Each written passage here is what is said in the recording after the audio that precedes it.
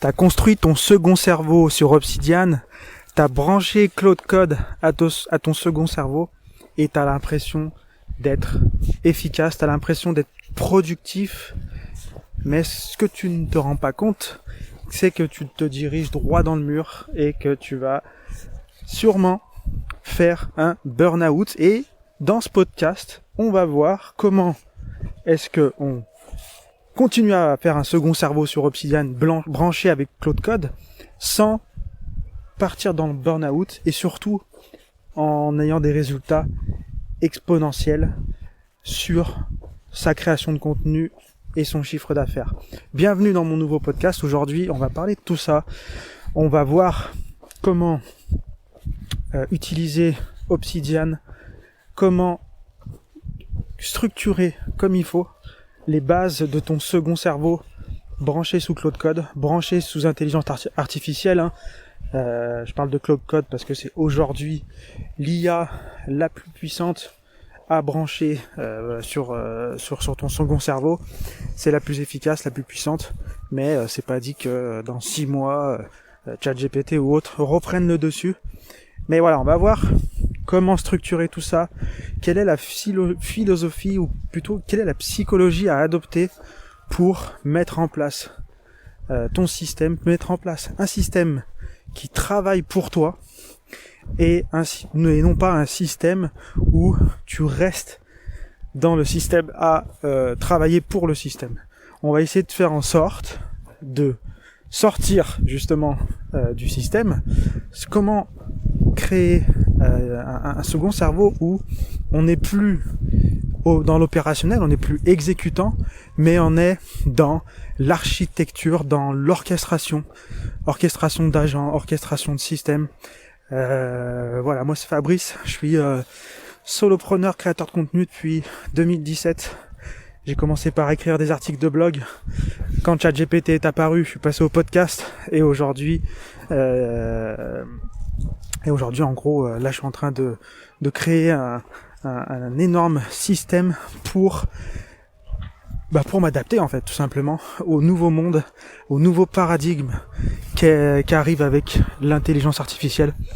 Et j'ai pas mal de clés à partager. Donc voilà, si tu te reconnais dans tout ça, n'hésite pas à t'abonner.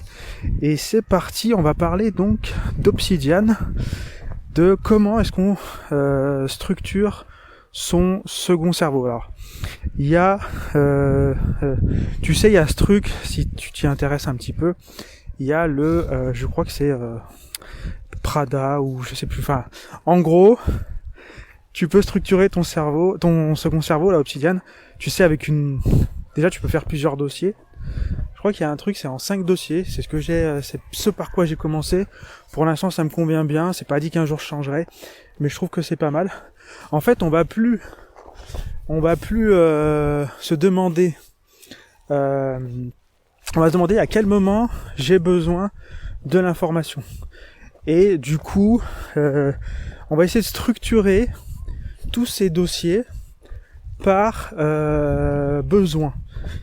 Comme ça, on va faciliter l'IA, enfin, on va faciliter le chemin. C'est comme on va avoir des chemins, des portes d'entrée pour que l'intelligence artificielle, quand elle arrive dans notre dossier, et ben que naturellement, elle soit guidée au bon endroit pour chercher l'information dont elle a besoin et dont tu as besoin à certains moments.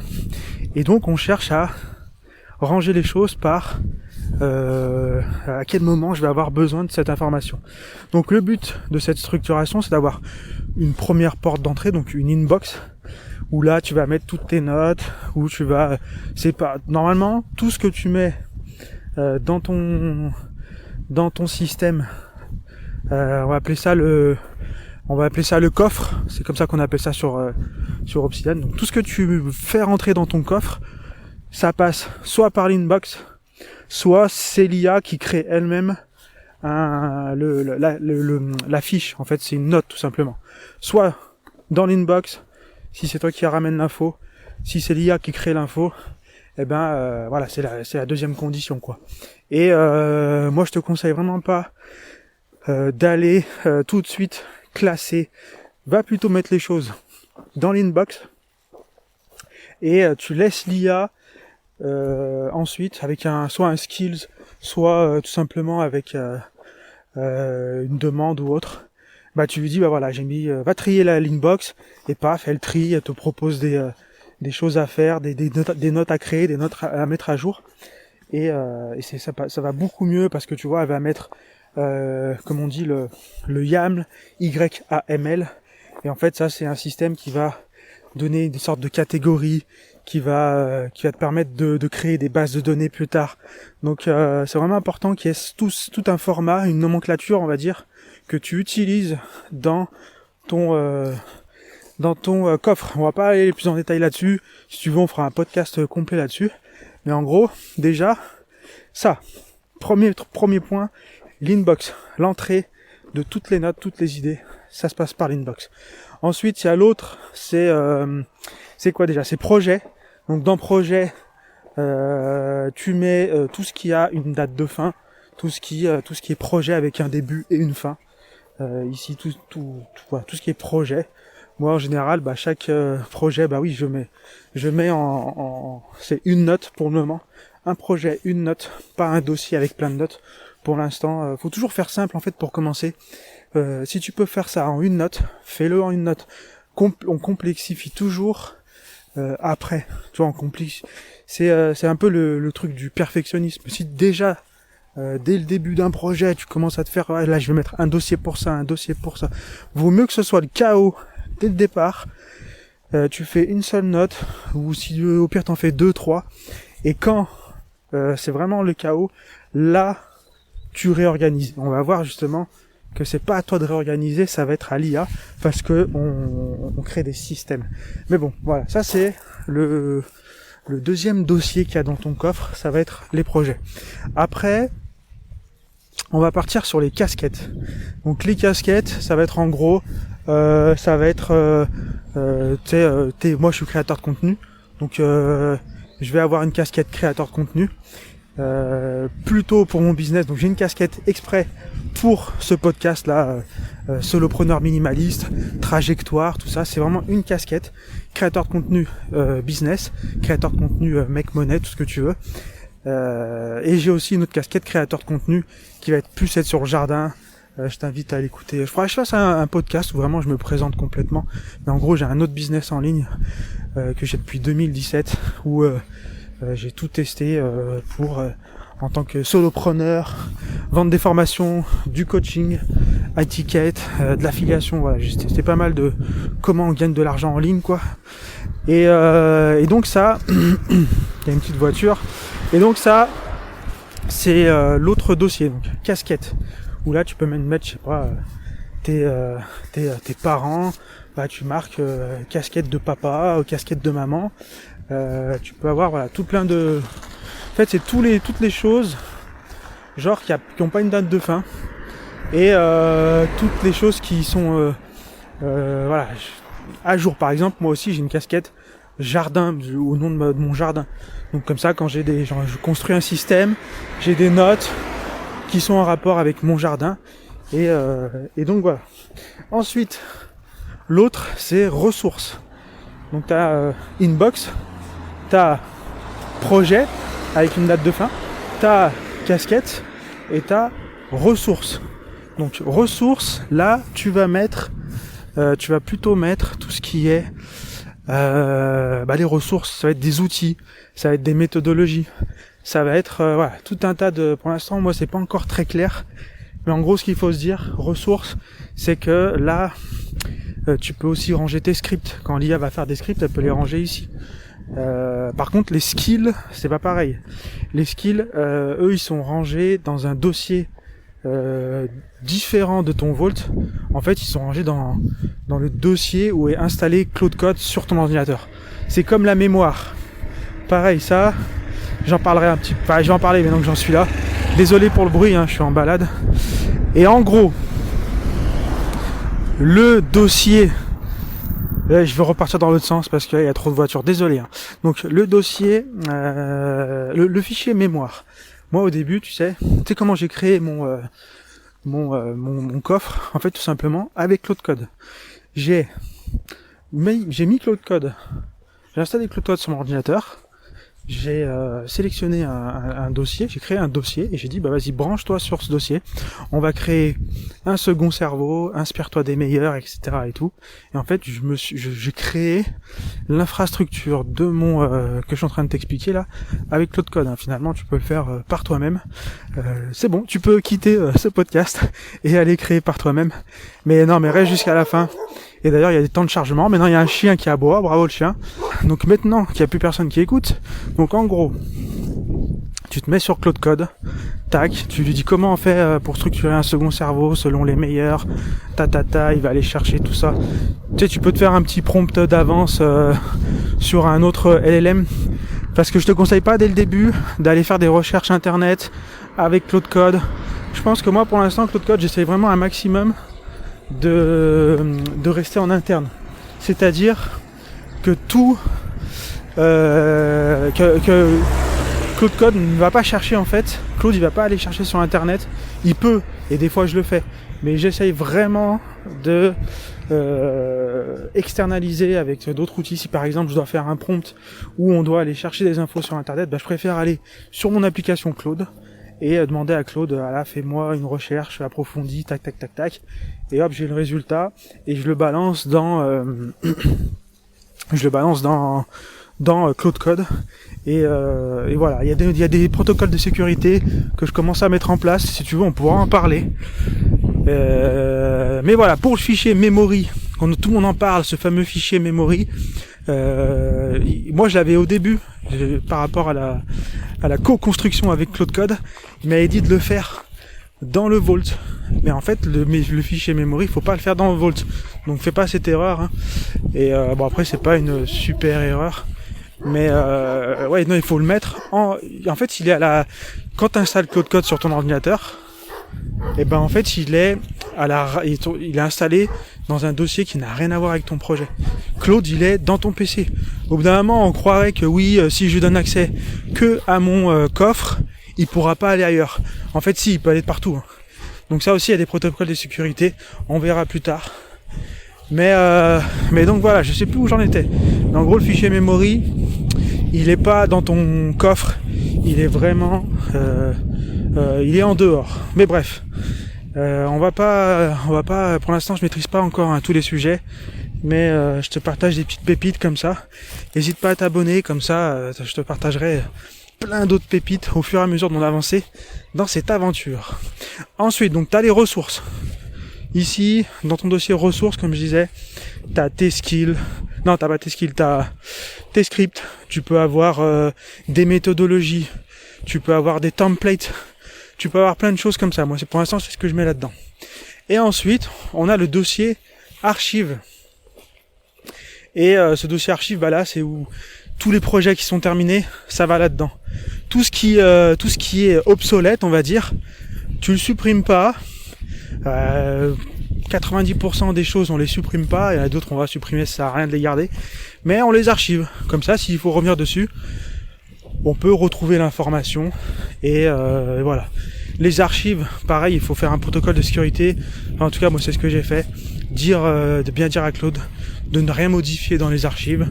C'est un dossier à part qu'on ira explorer de temps à autre, mais sans plus. Voilà, ça c'est pour les dossiers. Et on a un fichier. Ça c'est un fichier qui est un petit peu dans tous les dossiers de ton coffre. C'est le fichier claude.md. Et en gros, ça c'est un fichier. C'est comme si quand Claude il arrivait dans un dossier, donc on va parler en partir du dossier racine de ton coffre. Quand Claude il arrive, c'est comme si tu lui donnais une carte, tu dis voilà, regarde, tac, ici c'est comme ça que ça se passe. Moi je suis propriétaire de cet endroit. Toi, ton rôle, ça va être de ça. Et voici comment est structuré mon coffre. Voici les règles impératives à faire et à ne pas faire. Et voilà, en gros, tu lui donnes une carte, les règles du jeu, comment ça se passe et tout. Et lui, comme ça va lui faciliter la tâche dans la manière de s'exprimer, dans la manière de faire les choses, dans les protocoles de sécurité, dans comment il va s'orienter dans les différents dossiers. Et après, Dans les sous-dossiers, tu peux avoir, par exemple, dans un projet, quand ça commence à être un petit peu complexe, tu peux rajouter d'autres fichiers Claude comme ça, qui vont dire, voilà, ici, il y a une nouvelle carte, qui est, tu vas l'aider, pareil, les règles du jeu, comment s'orienter, etc., etc.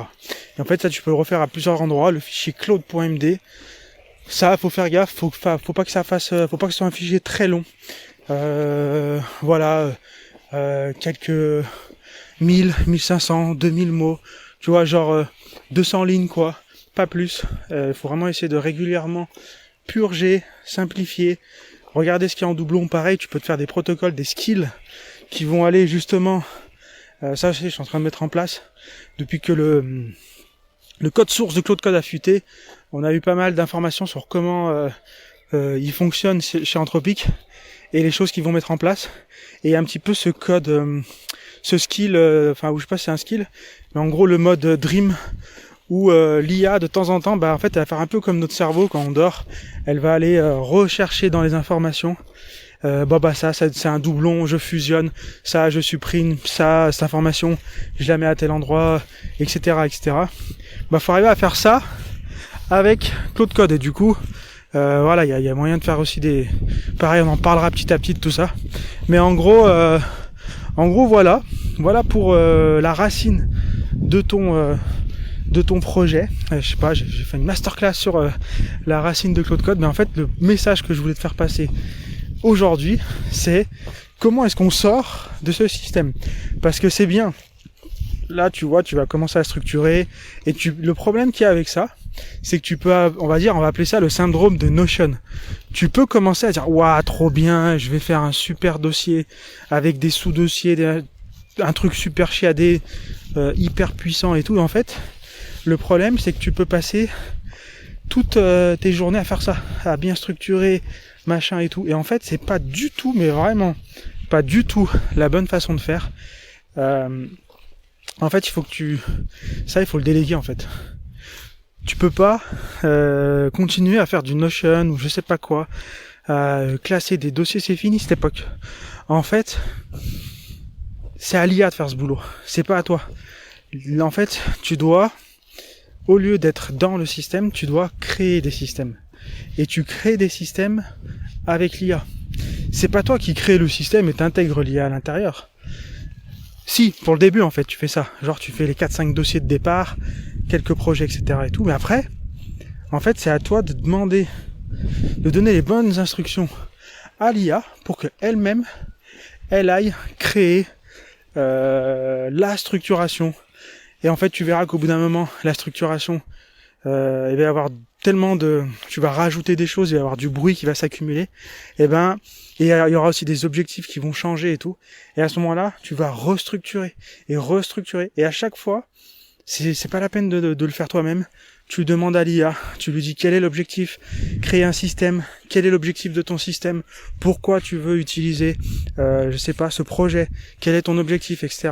Et tout ça, tu lui expliques, et elle te crée tout un système de classement qui, quand elle aura besoin de faire tourner un système qui tourne sans toi, elle sera capable de le comprendre parce que c'est elle qui l'a créé.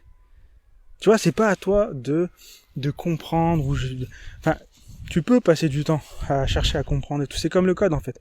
Tu peux apprendre à coder, dire l'IA ça sert à rien, j'apprends à coder, si je suis un pur codeur, tout ça, et au moins je suis indépendant, j'ai pas besoin de l'IA et tout. Mais c'est pas du tout la bonne façon de réfléchir. Il faut vraiment que tu arrives à faire en sorte de créer des systèmes que tu puisses sortir de ces systèmes. Un minimum, surtout un maximum en fait. Et c'est comme ça que tu vas arriver à bien utiliser l'IA et à avoir des premiers résultats qui sont vraiment, là tu te dis je suis passé à un niveau supérieur. Là c'est bon, là j'ai fait par exemple un article, et de cet article ça me sort des publications pour ce LinkedIn, des publications pour Instagram, des publications pour Twitter, pour Threads, pour Facebook. J'écris une newsletter, tac, publication réseaux sociaux, on prend plusieurs newsletters, paf, on en fait un article, tac, après on en fait même un lead magnet, on l'intègre dans la formation, et la formation, il il y a certaines parties de la formation, on va les intégrer en tant qu'articles. Enfin, tu vois, c'est ça en fait qu'il faut arriver à créer. C'est un système, un vrai système. Et si vraiment, aujourd'hui, il y avait une compétence à développer, c'est vraiment la psychologie de penser en système, quoi. Il y a ce côté architectural qui est intéressant. Je crois que c'est Oussama Hamar qui en parle pas mal. Comment est-ce qu'on architecture, ça c'est je sais pas comment ça s'appelle, mais en gros en tant que développeur, tu sais, tu t'apprends à bien architecturer les choses pour avoir des protocoles de sécurité, de sauvegarde, de mémoire, etc. Et ça, oui, je pense que c'est intéressant aujourd'hui, mais ça va vite être obsolète parce que voilà, dans je sais pas, dans 6 mois, 1 an, 2 ans, ça n'aura peut-être plus aucune utilité parce que déjà je vois que finalement, en fait, tu limites l'architecturation comme ça, tu peux l'apprendre avec Claude Code au sein de ton projet. T'es pas obligé d'avoir genre, allez vas-y, fais-moi un cours complet sur l'architecturation, désolé, j'arrive pas à dire le mot, fais-moi un cours complet, je veux tout comprendre de ci, non. En fait, t'as pas besoin. Tu lui dis, vas-y, fais le boulot et moi je regarde comment tu fais. Et je pense qu'aujourd'hui, moi du coup en tout cas aujourd'hui, c'est comme ça que je suis arrivé à sortir du moins pour le moment, à sortir du système, à profiter de ce que j'avais construit sans être dépendant ou sans que le système soit dépendant de nous pour qu'il fonctionne. Et du coup en fait, je lui dis de faire les choses et tu observes comment elle fait. Après, il faut être un petit peu au courant de, oui, voilà, les protocoles. Tu vois, je t'ai beaucoup parlé de protocoles de sécurité, de mémoire, tu vois, toutes ces notions-là, de comment est-ce qu'on va faire en sorte que l'IA puisse naviguer dans notre coffre sans trop utiliser de tokens. Parce qu'aujourd'hui, on en a là, on est dépendant du nombre de tokens, quoi. Au bout d'un moment, on est un peu à l'époque du téléphone où on avait le droit à 1 heure d'appel, soirée, week-end, enfin, tu vois les trucs, hein. Du coup, on est obligé d'optimiser. En fait, c'est une bonne nouvelle parce que ça nous apprend aussi à optimiser notre façon d'utiliser l'IA. Et c'est bon pour la planète et c'est aussi bon pour nos portefeuilles. Mais voilà, on est vraiment dans un modèle où ça devient compliqué, hein. D'ailleurs, moi, là, je suis passé au forfait max, hein, parce que c'est vrai qu'avec le forfait à 20 €, ça commence à être compliqué. Au bout d'un moment, il n'y a pas assez de tokens pour vraiment faire quelque chose d'intéressant. Et du coup, après, le problème, c'est que tu commences à chipoter. Tiens, je vais pas utiliser Opus, je vais utiliser Claude Sonnet, qui est un peu moins puissant et qui finalement fait pas du bon boulot. Donc voilà, moi j'ai décidé, je me suis dit, maintenant, je passe au forfait max. Au moins là, je dis, j'utilise Opus en pleine puissance. En plus, t'as le million de tokens de contexte, je veux dire.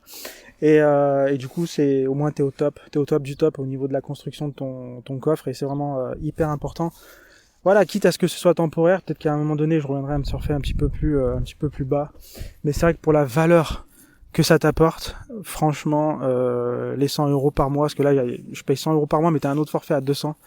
Pour l'instant, 100 € par mois, je pense que c'est vraiment le bon sweet spot. Franchement, je regrette, hein. Là, je passe un appel.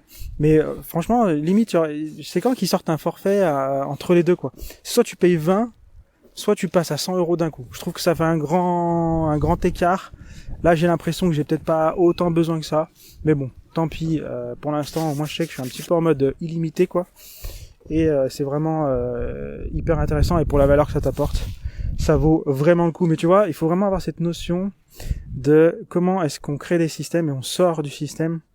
Et en fait, là, c'est un truc de fou. Comme je te dis, maintenant, avec les réseaux sociaux, enfin, avec la création de contenu, je crée un newsletter, un podcast ou autre, t'as juste à balancer le transcript, et après, c'est parti, quoi. Il te fait, en 2 secondes, il te crée tout ce qu'il y a, tu sais, tu peux tout paramétrer, tu lui donnes la carte, tu dis, tiens, voici le transcript de mon podcast. Lui dit, ok, il regarde la carte, ok, les chemins, c'est ça, il faut faire ça, tac, tac, tac.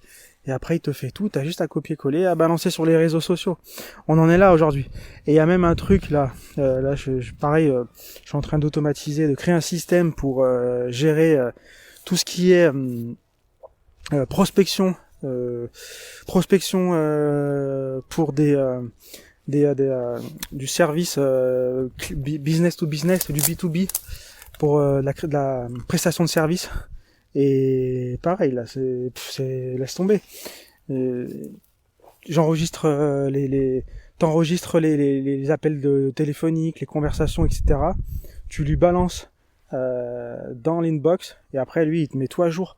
Il te met à jour ton tableau de prospection, il te met à jour ta fiche client, il te dit quand est-ce qu'il faut relancer, il te dit qu'est-ce qu'il faut faire à telle date, il te dit si le client il est chaud, il est tiède, il est froid, enfin il classe tout, enfin laisse tomber. On est arrivé dans une époque de ouf, et comme je te dis, il faut qu'on sorte de ce paradigme de tout vouloir construire à l'avance, tout contrôler et tout. Là, vraiment, on est dans des choses où moi, vraiment, concentre-toi sur le terminal. Moi, j'utilise le terminal pour utiliser Claude Code. Je suis pas sur Claude Cowork. Tu utilises le terminal. T'apprends à comprendre comment... c'est pas compliqué, un terminal.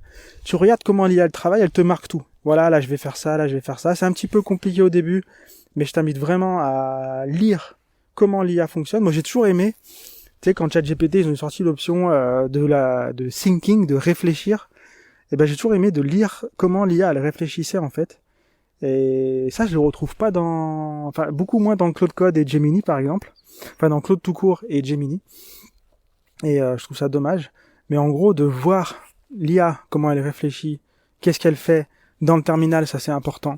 Je t'invite vraiment à lire, voilà, qu'est-ce qui se passe, qu'est-ce qu'elle fait, est-ce que je valide ou pas l'action, etc. Ça, il faut se concentrer là-dessus. Et la deuxième chose que j'ai oublié, et voilà, j'ai oublié la deuxième chose. Mais en gros, déjà, si tu fais ça, tu vas avoir déjà pas mal de, tu vas déjà progresser en fait. Et je veux dire, c'est vraiment des compétences qui sont beaucoup plus temporelles, durables, je pense. La preuve, hein, le terminal, c'est un truc qui existe depuis le début des ordinateurs. Donc au bout d'un moment, c'est là depuis 20-30 ans, bah ça sera encore là possiblement dans 20-30 ans. Alors que Claude Code ou Claude Cowork, c'est pas du tout le même game et ça peut vite se faire remplacer. Donc du coup voilà en gros pour les conseils. Si t'as des questions, n'hésite pas à les laisser en commentaire. Et puis comme ça me donnera des idées pour d'autres podcasts. Voilà, comme je te disais, hein, j'ai partagé ici toute mon avancée, je partage ça gratuitement. Je pense que je te donne des pépites là qui vont vraiment t'aider à bien construire les choses. Et c'est des choses que voilà, je partage gratuitement. Mon but, c'est justement d'apporter énormément de valeur pour construire une audience petit à petit. Et puis après, voilà, pour l'instant, l'objectif, c'est pas de faire de ça un business, mais juste de capitaliser. Moi, ça me permet aussi, tu vois, tu vois, si par exemple, tu veux être créateur de contenu, et que t'es pas encore passé à l'action, bah vas-y. Tu vois, pars sur un projet, partage, tu sais, le business, le building public, bah vas-y, partage tes réflexions, fais un petit journal d'introspection et tu partages ça en podcast et puis voilà, c'est toujours bon de capitaliser sur son audience. Aujourd'hui, tout s'accélère avec l'IA. Moi, ce que je suis en train de faire, je me dis c'est dingue, mais j'imagine pas ce que les entreprises, ce que même Google ou autres sont en train de mettre en place. Tout va s'accélérer. Ça va être de plus en plus difficile de sortir de la masse, je pense, sur Internet, de créer une audience, etc. On est vraiment sur les dernières fenêtres de tir, donc c'est maintenant. Donc je te laisse, construis, et on se retrouve dans un prochain épisode. Salut!